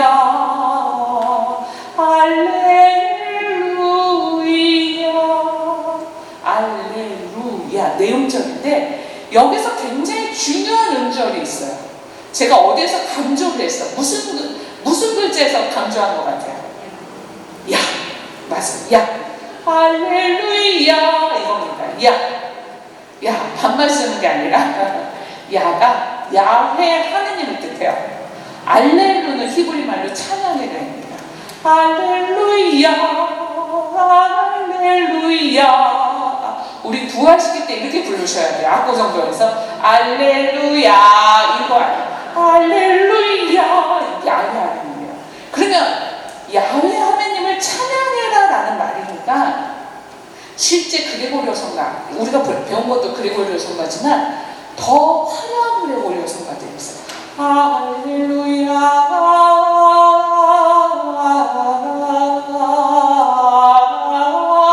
야가 엄청 길어서 아직 안 끝나요. 이렇게 길어요. 그러다 보니까 어떤 현상이 오냐면 야가 기니까 그 화려한 음에다가 전래 시기마다 기도문을 만들어서 붙이기 시작합니다. 이름하여 부속가. 부분적으로 야음절에 속해져 있다는 거예요. 그래서 할렐루야 파스카 희생 어린 양께 구세주 전리하세 부활대축이 부속가죠. 이렇게 집어넣어요. 그런데 이렇게 부속가가 많아지니까 어떤 현상이 오냐면 전례가 너무 화려해지고 복잡해져요. 그래서 교회에서 전례를 정비하면서 그 많은 부속가를 다 없애고 딱 4개만 남깁니다. 예수부활대축일, 성령강림, 성체의 성열, 그리고 마지막에는 위령의 날 부속가가 들어갔었어요. DS1에라. 그런데 이 위령의 날 부속가 DS1이라는 가사가 하느님이 분노하셔서 죽었다라는 가사예요. 죽음을 하느님의 분노로 봤어요. DS1가 분노의 날이거든요. 그런데 과거 전례에서는 그렇게 하느님의 분노로 이해를 했지만 현대 전례에서는 죽음을 그리스도의 부활의 동창으로 바뀌어서 이해합니다. 그래서 DS1이라는 그 노래를 빼고 그 위치에다가 성모 통보 기념일 부속가를 집어넣고 위치를 알렐루야 끝에 있던 거를 알렐루야 앞으로 보내요. 마치 이독서에 대한 화답송처럼. 그래서 부속가가 현재는 이독서 뒤에 와 있죠. 그래서 부속가가 이렇게 4번의 중요한 전례 시기 때만 불려지게 남겨져 있고요. 그런 다음에 우리가 신앙 고백을 하고 기도를 통해서 말씀 전례에 마칩니다. 말씀을 듣고도 아직 뜨겁게 타오르지 못했던 사람들이 성찬 전례를 통해서 예수님을 만나기 시작해요. 예수님과 함께 머무르고 빵을 떼어 먹기 위해서 집으로 들어가셨죠. 그런데 우리 성찬절례 때 또 기억해야 될 게 뭐가 있냐면 아까 말씀드렸던 발을 씻어주시는 예시. 주님이 내 발을 씻어주셔요. 우리 성모교일날 세종례 하시잖아요. 그죠? 아까 우리 사무실에서 잠깐 들었던 세종례 하시는 거 다들 부끄러워 하시더라고요. 그죠? 그래서 세종례 할 때 나는 안 했으면 좋겠어 이러시는데 정말 기쁘게 내 발을 내어드릴 수 있으면 좋을 것 같아요. 부끄럽지만요, 저 발 깨끗하지도 않고요, 오히려 더러운 발을 자신있게 내어드릴 때 예수님이 당신의 발을, 제자들의 발을 씻어주셨던 것처럼 여러분의 발을 씻어주십니다. 이게 세종례인데요. 성찬절례가 바로 세종례를 기념하는 예식이기도 하죠. 성찬절례 구조를 한번 보면 예물봉헌이 있고 감사기도, 영성체 예식으로 이렇게 나눠져 있어요. 예물봉헌, 우리 지금 제대에 예물이 준비되어 있다고 생각하면서 화면으로 한번 볼게요. 우리 보통 작은 제병들이 놓여지는 곳을 성합이라고 합니다. 성합. 그리고 사제께서 축성하실 대제병이 놓여지는 데를 성반이라고 해요. 그러면 여기 잔에는 뭐가 들어갈까요? 성자에는 성장에 뭐 준비하시는지 자세히 안 보셨죠? 물, 또 포도주, 여기에 주수병이 있어요. 주수병에 포도주와 물이 담겨져 있습니다. 포도주와 물. 그래서 포도주는 한 요 정도 하면 거의 다 넣으셔요. 물은 많이 준비해드려요. 그런데 딱 한두 방울만 똑 떨어뜨려요. 제가 왜 이거를 설명하냐면 예물 봉헌은요, 헌금 내는 시간이 아니에요. 우리 헌금 내는 시간이라고 생각하잖아요. 헌금 내는 게 아니라 이 제단에서 무엇이 이루어지는지 제대에서 이루어지는 예물 준비를 함께 참석하는 시간이 바로 예물 봉헌 시간입니다. 그래서 성가도 우리가 봉헌금을 내는 시간에 의미를 초점을 맞추지 않고 빵과 술을 어떻게 축성해서 우리가 봉헌할 건지 그 의미를 담은 성가를 불러요. 이게 예물 준비입니다. 그러면 포도주의 물, 성장에다가 준비한다면 포도주와 물의 비율을 어떻게 넣는지 혹시 자세히 보셨어요? 포도주 얼만큼, 물 얼만큼?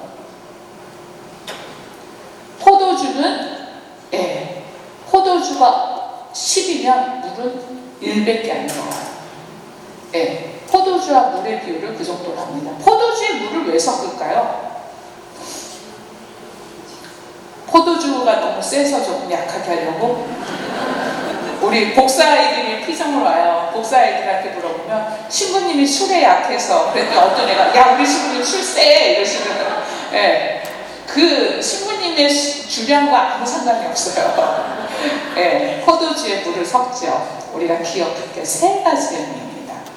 포도주에 물을 섞는 것은 예수님의 죽음을 의미해요. 첫 번째, 예수님이 돌아가셨을 때 예수님의 죽음을 확인하기 위해서 관절을 꺾는 대신 뭐해요? 로마 병사가 옆구리에 창으로 찌르니까 거기서 피와 물이 흘렀다 이렇게 나와있죠.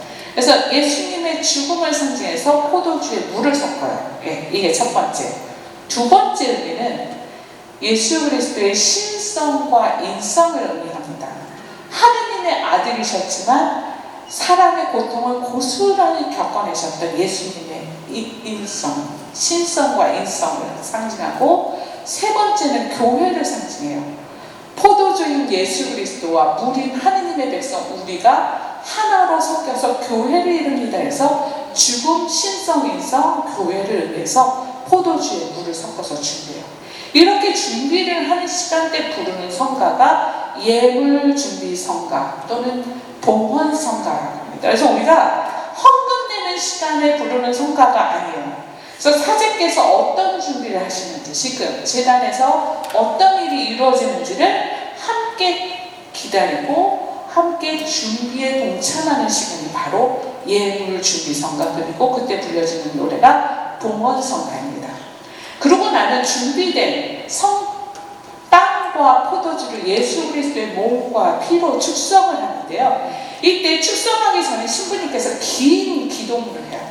이거를 감사기도, 감사송이라고 합니다. 감사송. 우리가 아까 제가 엠마오로 가던 중 제자 이야기를 하면서 예수님께서 감사의 기도를 드리신 다음 떼어 나눠주셨다고 했죠. 예수님은 하느님께 기적을 행할 때 하느님께 먼저 이 기적을 통해서 당신의 영광을 드러내신 것에 감사합니다. 제가 복사아이들한테 한번 문제를 낸 적이 있어요. 넌센스예요. 깊게 생각하지 마시고. 마귀가 사람을 유혹하죠. 많이 유혹합니다. 우리 수도자들에게도 유혹이 있고 사제에게도 유혹이 있는데 우리 일반 신자들도 그렇고요. 수도자들도 유혹에 잘 넘어가요. 그런데 절대 유혹에 안 넘어가는 사람이 있대요. 뭐 주교님, 뭐 예수님 이런 거 말고 절대 유혹에 안 넘어가는 평범한 사람, 일상 안에서 어떻게 사는 사람이 유혹에 안 넘어갈까요? 우리 복사아이들은 마치더라고요. 요즘 아이들이 똑똑해서 내가 어떤 이야기 하다가 이 문제를 냈는지를 알아채. 제가 무슨 얘기 하다가 이 이야기를 했어요? 감사 얘기를 했어요. 근데 한 아이가 딱 손을 들더니 아주 작은 일에도 감사하는 사람은 유혹에 안 넘어가요. 그래요. 야, 너 그거 누가 가르쳐줬어? 근데 할머니가 가르쳐줬대요. 할머니의 신앙이 되게 중요해요. 할머니, 할아버지 신앙이 우리 아이들에게 그런 걸 가르쳐줘. 아주 작은 일에도 감사하면 유혹에 절대 안 넘어가. 그래서 그 아이에게 제가 수녀원에서 만든 가장 좋은 묵주를 선물로 줬어요. 너무 똑똑하고 너무 예뻐서. 나중에 꼭 신부님 돼 이러면서 네, 씨를 뿌려놨습니다. 우리가 작은 일에 감사하는 것. 그런데 이게 어디서 비롯됐는데 예수님이 그러셨어요. 작은 빵 5개와 물고기 2마리에 감사를 드리셔요. 그러면서 그 기도에 예수님이 오늘 미사 때 사제를 통해서 하는 그 기도문에 초대되는 사람들이 있어요. 누가 초대되냐면 천사와 성인 성녀들, 그리고 세상에 살고 있는 모든 사람들, 세상을 떠난 연옥 영혼들을 초대합니다. 기도문 잘 들어보면요, 천상과 지상과 연옥교회가 하나로 이루어지는 기도문이에요. 제가 아까 미사 때 지향으로 많은 분들을 초대하라고 했잖아요. 여러분들도 기억하고 싶으신 분들이 계실 거예요. 천상에 있는 분들, 그리고 지상에 있는 나의 이웃들, 내 기도를 필요로 하는 이웃들, 그리고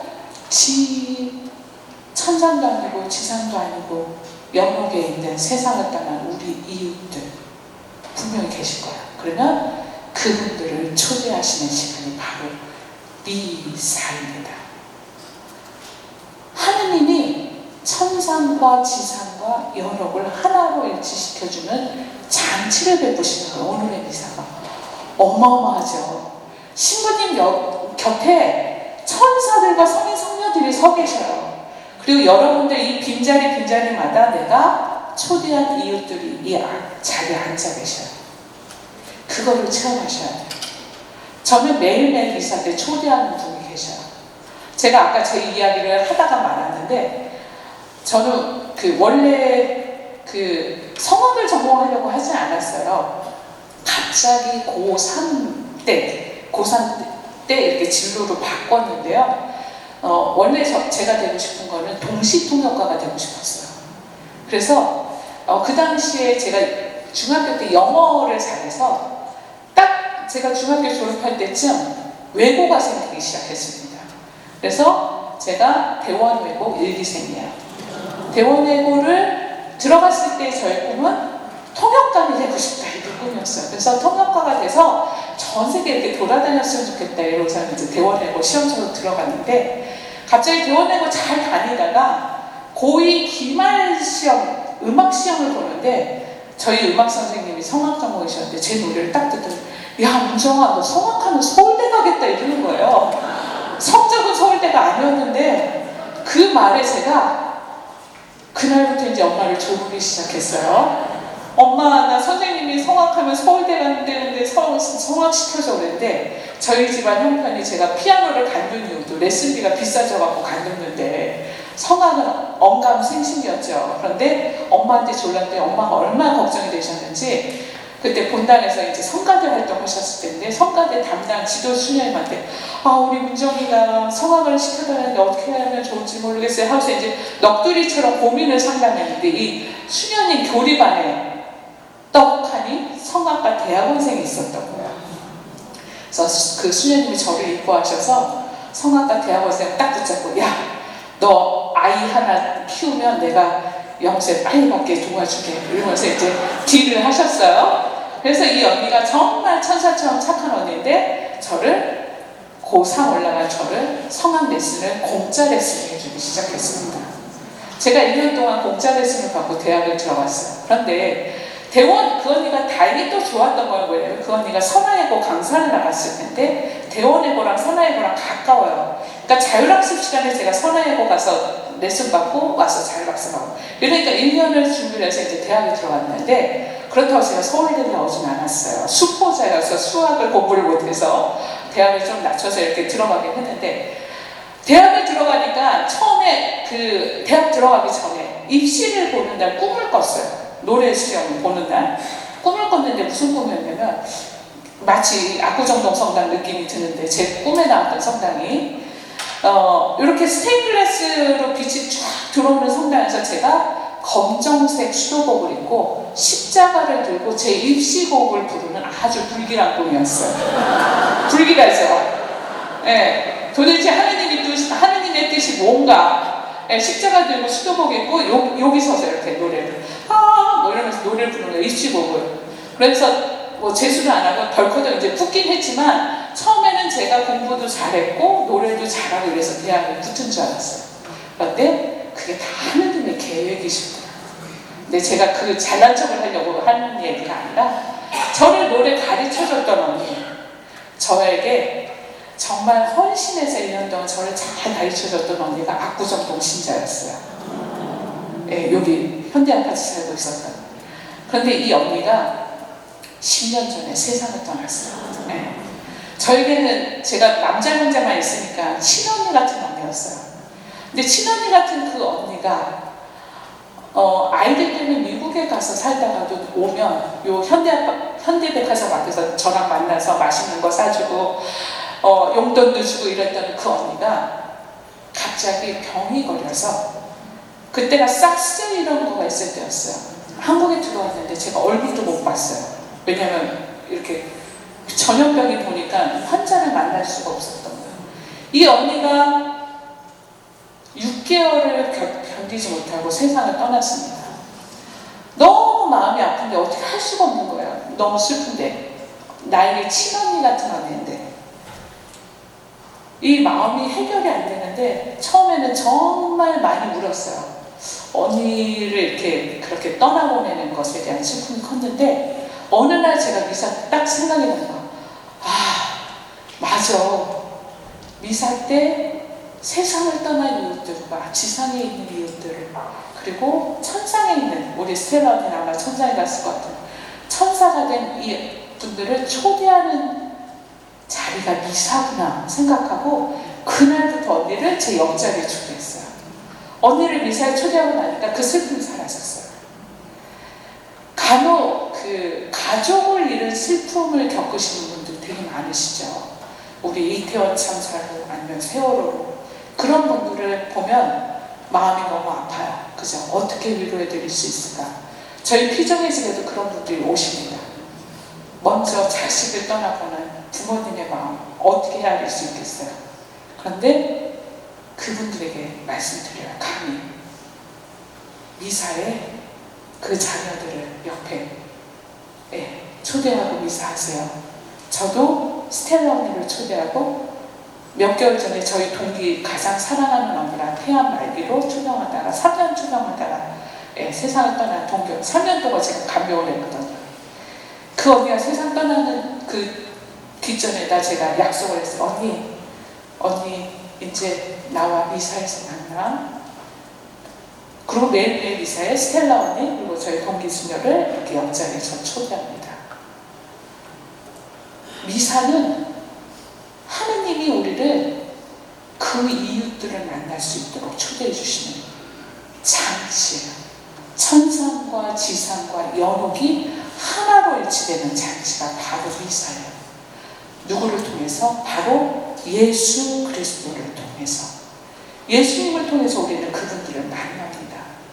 예수님을 만나면서 그분들과 함께 기뻐하면서 같이 부르는 노래가 거룩하시도다 노래예요.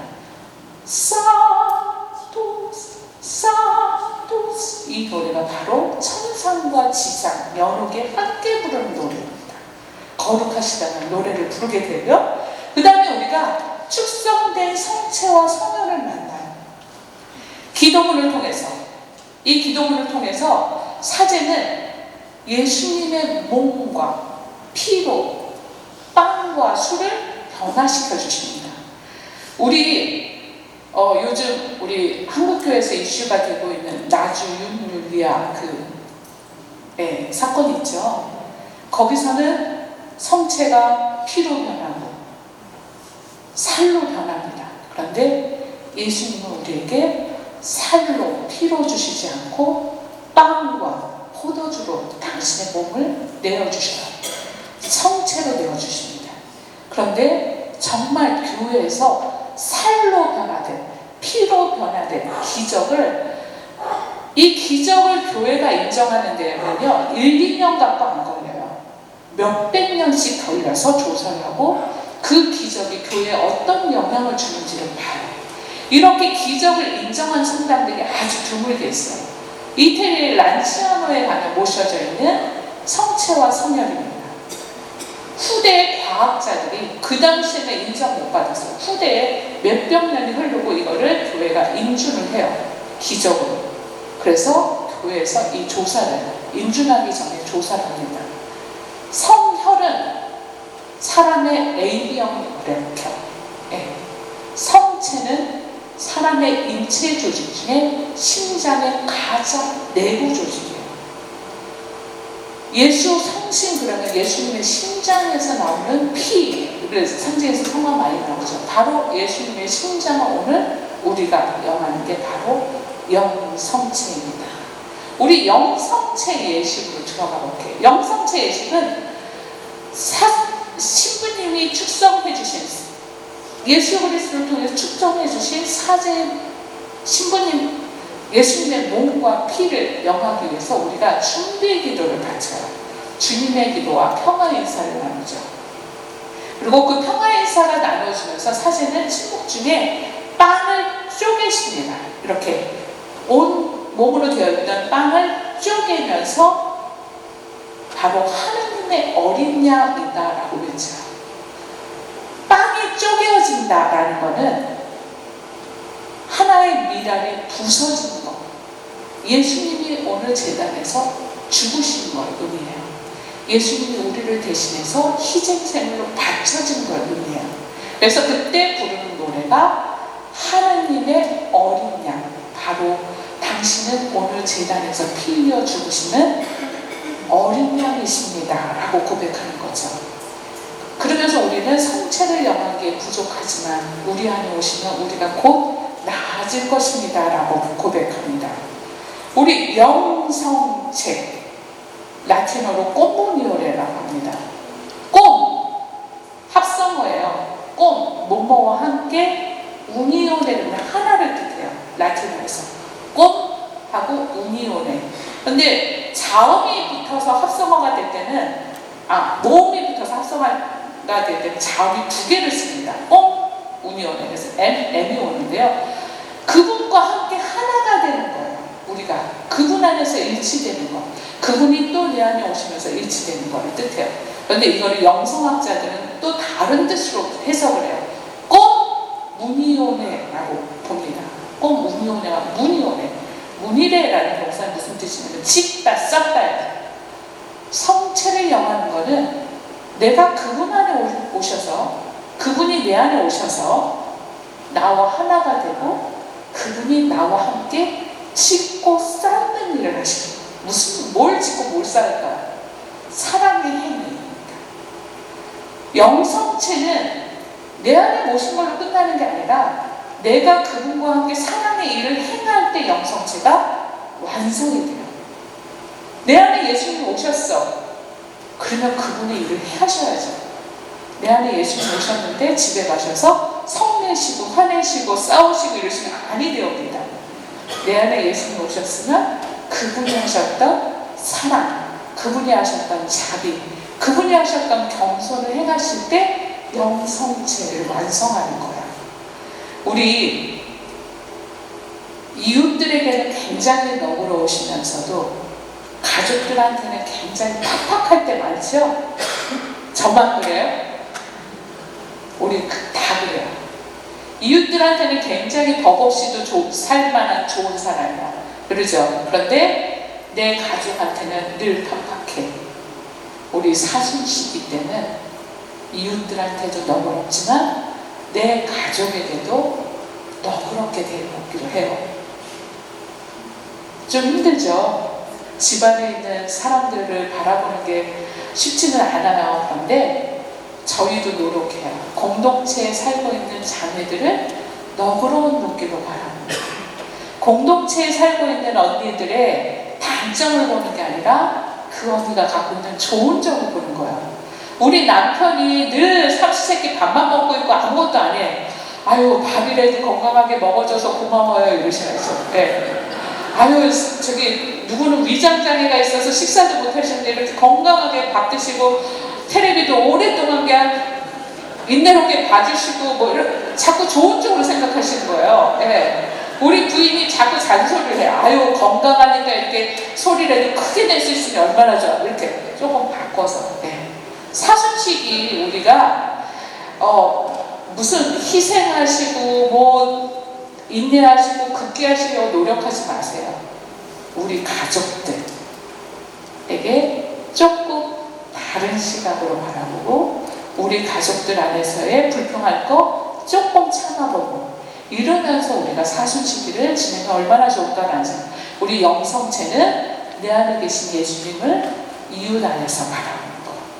이웃 안에 계신 예수님을 통해서 더 깊게 사랑하는 게 바로 영성체입니다. 그러면 영성체를 통해서 마무리된 기도를 바치고 나면요, 우리 마침 파견을 받아요.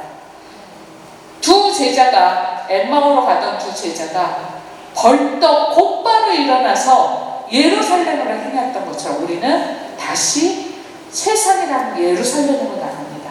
압구정동 성당 밖으로 나가실 거예요. 거기서 내가 아까 미사 때 부활하신 예수님을 만났어요 라고 사랑으로 행하시는 게 미사예요. 우리 미사를 통해서 강복과 파견을 받으시죠. 그때 마침 예식에서 사제가 강복과 파견 후 이때 미사 에스트라고 했어요. 여기서 미사라는 말 나온다고 했어요. 미사, 보내어집니다. 그러면 우리는 하느님 감사합니다 하면서 나가는데 우리 성가를 부를 때 보통 파견성가 있죠. 파견성가라는 걸 불러요. 그런데 그레고리오 성가 한국에서는 입당송, 화답송, 봉헌송, 영성체송 다 있는데 파견성가라는 항목은 없어요. 그래서 저희가 공부할 때 물어봤어요. 그러면 파견성가, 마침성가 안 불렀어요? 불렀대. 무슨 노래 불렀냐면 성모님 성가. 우리가 세상에 나가면 세상이 얼마나 위험해요. 이리때가 득실득실 한다고 성경 안에도 나오잖아요. 그렇게 이리때가 득실득실 되는 세상 안에 나갔을 때 우리를 위해서 기도해 주시고 우리가 예수님을 잊을 때 예수님께로 인도해 주실 어머니 마리아께 강구하는 거죠. 어머니 마리아께 청합니다. 성모님, 저희가 예수님을 의지를 할 때 성모님의 사랑으로 우리를 이끌어 주세요. 우리를 위해서 기도해 주세요. 그래서 마침 성가로 성모님의 그 성가를 부르는 게 우리 마침 성가입니다. 그러면 이제 정리 한번 해볼게요. 미사의 은총을 사랑한다는 거, 성체성사의 그 사랑을 실천하는 거예요. 미사, 아까 엠마오로 걸어가는 그 두 제자가 부활하신 예수님과 함께 걸어가죠. 우리가 기도하는 것, 그게 바로 단식이에요.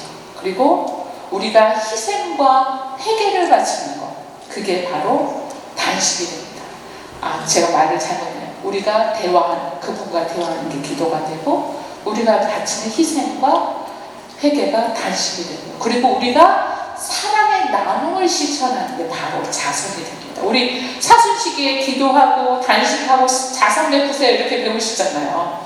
바로 우리가 일상 안에서 겪는 많은 일들을 그분과 대화해보세요. 그분, 하느님 제가 이랬는데요. 오늘 압구정동에 왔는데요. 오늘 제가 이 강의를 들었는데요.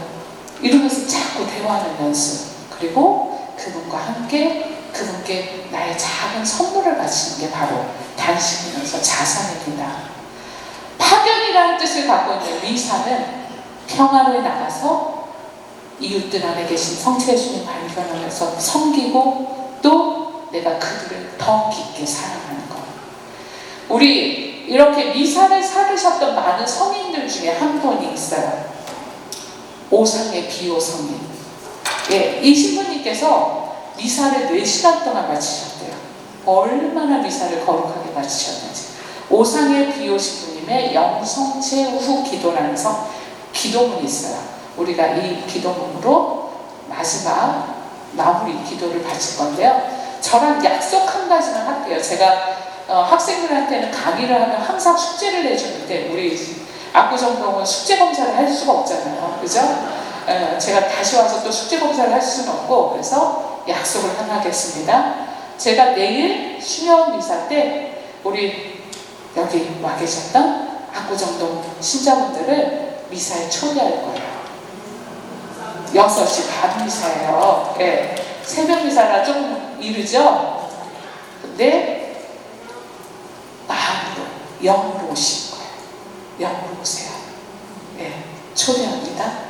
영으로 오셔서 제 옆자리에 앉으시고, 저는 그러면 용인 수녀원에서 내일 6시 반 미사에 여러분들이 와서 앉으시고, 여러분들은 어떻게 해야 돼요?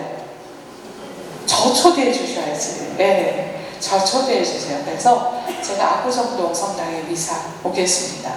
그래서 미사 안에서 우리 세상을 떠난 이웃들, 그리고 세상을 살고 있는 이웃들, 그리고 천상에 계신 이웃들을 미사 안에서 만나면서 함께 만날 수 있는 온 우주 미사 안에서 만났으면 좋겠어요. 이게 숙제예요. 숙제 하실 수 있겠죠?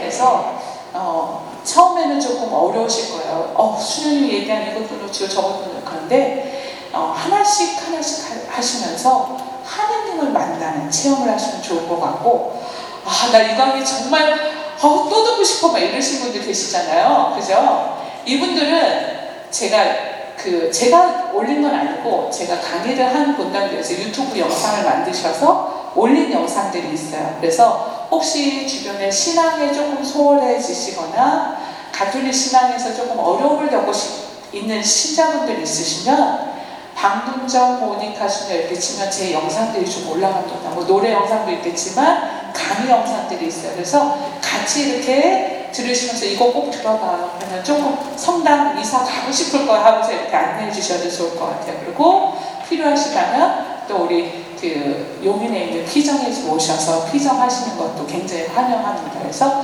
저희가 마친 기도로 기도 마무리하면서 그렇게 강의를 마무리하도록 하겠습니다.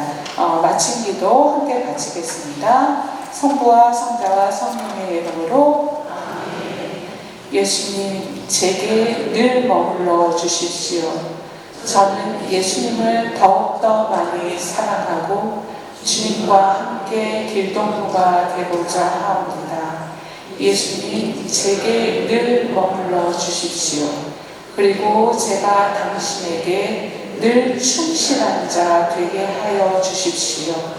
예수님, 제게 늘 머물러 주십시오. 이렇게 작은 제 영이 주님께서 위로받으실 곳이 되고 사랑의 보금자리가 되어 드리고자 합니다. 예수님, 제게 늘 머물러 주십시오. 영광이 성부와 성자와 성령께 처음과 같이 이제와 항상 영원히 아멘. 성부와 성자와 성령